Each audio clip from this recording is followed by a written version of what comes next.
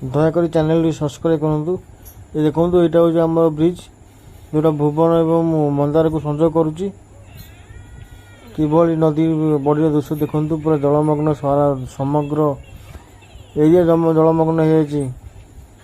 କେତେ ଧୀରେ ଧୀରେ ଦେଖନ୍ତୁ କାର ମାନେ ଏବଂ ଗାଡ଼ି ମଟର ଯିବା ଆସିବା କରୁଛନ୍ତି।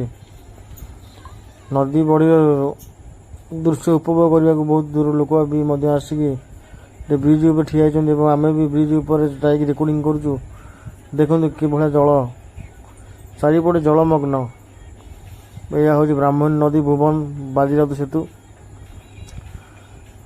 ସେତୁ ଉପରେ ଚଢ଼ି ଦେଖିଲେ ଚାରିଆଡ଼େ ଦେଖନ୍ତୁ ପୁରା ପାଣି ଏବଂ ପାଣି। ସୂର୍ଯ୍ୟ ଉଦୟ ହେବେ କିଛି ସମୟ ପରେ। ଏଠି ଦେଖନ୍ତୁ ବହୁତ ଲୋକ ବସିକି ବର୍ତ୍ତମାନ ମଜା ନେଉଛନ୍ତି, ନଦୀ ବଡ଼ିର ମଜା ନେଉଛନ୍ତି ଏବଂ ବହୁତ ଲୋକ ବି ମଧ୍ୟ ବାଟରେ ଚାଲି ଚାଲି ଆସୁଛନ୍ତି। ତାଙ୍କୁ କ୍ରସ୍ କରିକି ବର୍ତ୍ତମାନ ଆସିଲୁ।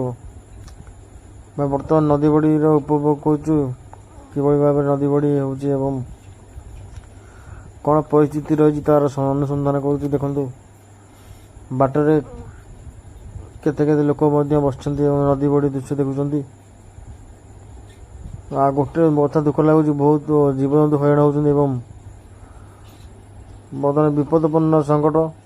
ଆଉ ଯଦି 2 ରୁ 4 ଘଣ୍ଟା ଏମିତି ବର୍ଷା ହୁଏ ବା ପାଣି ଆଉ ଗୋଟେ କି 2ଟା ଗେଟ୍ ଛାଡ଼େ ତ ଟୋଟାଲ ପାଣି ଜଳମଗ୍ନ ହେଇଯିବ ଏବଂ କେହି କୁଆଡ଼େ ଯାଇପାରିବେ ନାହିଁ। ତା'ର ମଧ୍ୟ ଜ୍ୱଳନ୍ତ ଉଦାହରଣ ଆପଣ ଦେଖିପାରୁଥିବେ। ଦେଖନ୍ତୁ କେତେ ସାରା ଲୋକ ଏଠି ଅଛନ୍ତି ଏବଂ ପିଲାମାନେ ବି ଖେଳୁଛନ୍ତି, ନଦୀ ବଡ଼ିର ଉପଭୋଗ କରୁଛନ୍ତି। ଦେଖନ୍ତୁ ଇଏ ହେଉଛି ଆମର ବ୍ରାହ୍ମଣୀ ନଦୀ ଏବଂ ବାଜିରାଉତ ସେତୁ। ଏଇଠି ଦେଖନ୍ତୁ ଏଣ୍ଡିଂ ହେଲା ପ୍ରାୟ 1.5 କିଲୋମିଟର। ଜୟ ଜଗନ୍ନାଥ, ନମସ୍କାର, ମୁଁ ସୁରେନ୍ଦ୍ର ମଲ୍ଲିକ।